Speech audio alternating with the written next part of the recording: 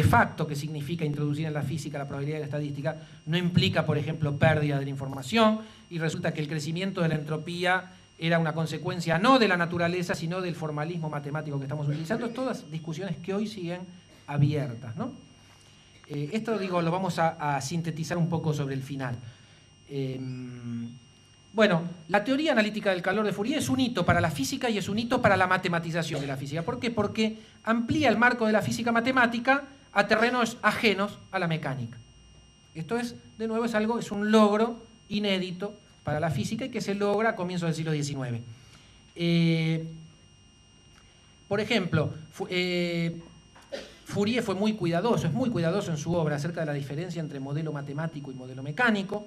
Thomson, más conocido como Kelvin, ¿no? Después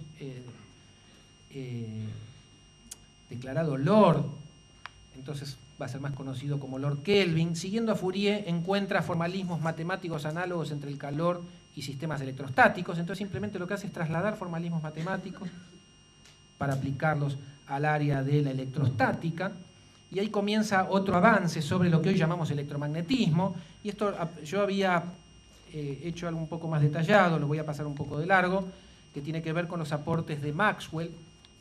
Maxwell, ustedes saben que es el gran autor o el gran sintetizador de lo que hoy conocemos como teoría electromagnética, que logra unificar fenómenos electromagnéticos. La luz queda subsumida en la categoría de fenómeno electromagnético, etc.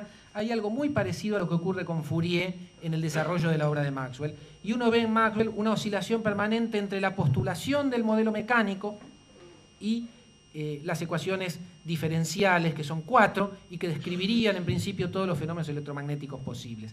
En algún momento de sus especulaciones, alrededor de 1870, Maxwell llega a modelos mecánicos tan complejos, modelos de éter, ¿no? Porque la luz se tiene que propagar en algún medio, porque las ondas se propagan en algún medio.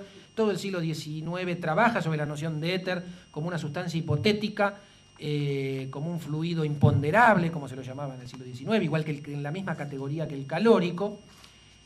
¿Por qué es necesario el éter? Porque permite matematizar, permite explicar la luz como la propagación de una onda en un medio material, etcétera, etcétera, etcétera. Pero los modelos de éter terminan siendo tan esotéricos. Se habla de vórtices microscópicos y partículas, que son las partículas de electricidad, todavía no se conoce el electrón, etc. En algún momento, Maxwell, en algún momento de la obra de Maxwell, patea la escalera, es decir, la escalera entendiendo como todos los modelos mecánicos que le permitieron a Maxwell ascender hasta sus ecuaciones, en algún momento Maxwell las descarta. Dice, bueno, el electromagnetismo son las 4 ecuaciones diferenciales.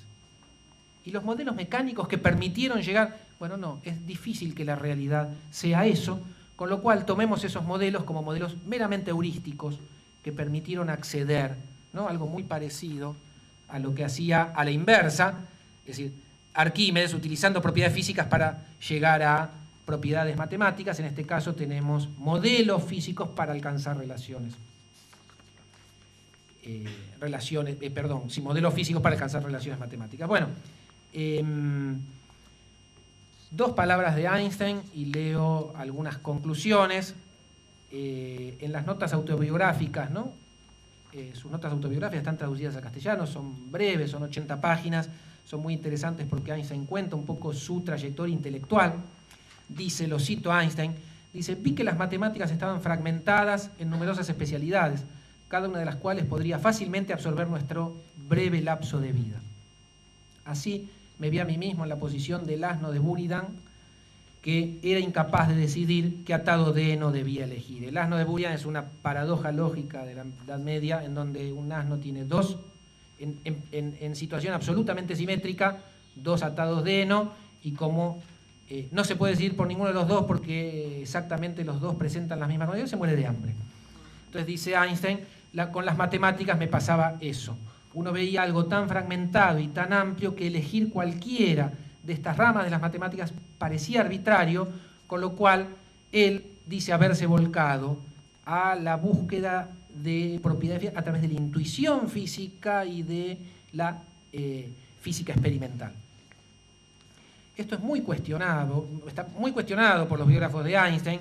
Circula un poco el lugar común de que Einstein era un mal matemático, lo cual es un absurdo. Esta idea hay que entenderla en el contexto de lo que es un matemático alemán a comienzos del siglo XX. Efectivamente, Einstein no es el mejor matemático de la Alemania o de la Europa de comienzos del siglo XX, pero su poder de especulación y de leer las propiedades físicas en términos de expresiones matemáticas es poderosísimo, con lo cual, digo, habría que eliminar, ¿no?, esta leyenda que hace de Einstein un poco un puro intuitivo. En realidad Einstein tiene esto no lo digo, esto figura ya en las biografías y el propio Einstein lo va a reconocer más tarde, una intuición, déjenmelo llamar así, matemática notable para el desbrozamiento, para este programa de abstracción de aquellas propiedades básicas que me van a permitir entender cuestiones físicas.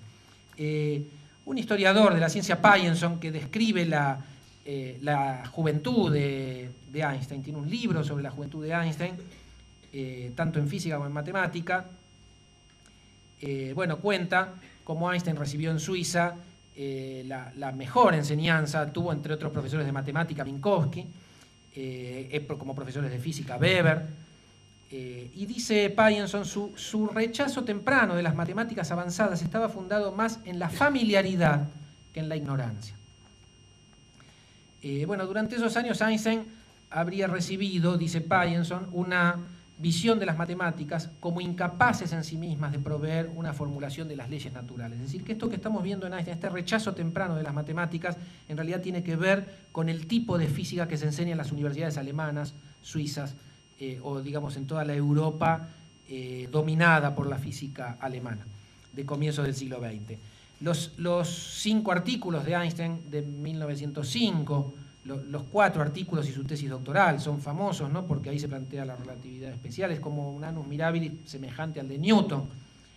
Aparecen aportes a la física, a la mecánica estadística, aportes a la física, a los inicios de la física cuántica, con la cuantificación de la luz, la invención casi desde la nada de la teoría especial de la relatividad.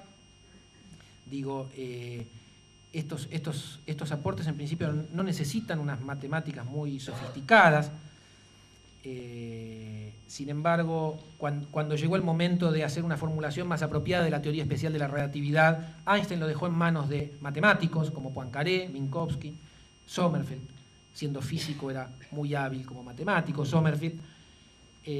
Cuando más tarde comienza a trabajar en la teoría general de la relatividad, Einstein va a necesitar incorporar el cálculo de tensores y de nuevo va a apelar a la ayuda de matemáticos como Grossman, que había sido su compañero de estudios, o la formulación de las teorías, digo, que a posteriori van a ser Levi-Civita, Hermann Weyl, todos los grandes físicos matemáticos alemanes. Es decir, que Einstein se movió como a media aguas entre su comprensión matemática por un lado y por otro lado su capacidad física. Y lo que Einstein declara en sus textos es, él pone por encima de las matemáticas, digo en los textos de juventud, la intuición física. Hago hincapié en esto porque sobre el final de su vida, estoy buscando la frase porque creía que la había puesto, pero me parece que no la tengo. Acá está, decía, digo, Einstein en la primera mitad de su vida, digamos, hasta que empieza a elaborar su teoría general de la relatividad, habla de intuición, de instinto científico, de acto creativo, ¿sí?, y las matemáticas estarían en un segundo plano. Sin embargo, cuando uno va a esta autobiografía, que es uno de los textos finales en la vida de Einstein, ahí Einstein confiesa lo siguiente, dice, el acceso al conocimiento, en algún momento no se dio cuenta que el acceso al conocimiento más profundo de los principios más básicos de la física depende de los más intrincados métodos matemáticos.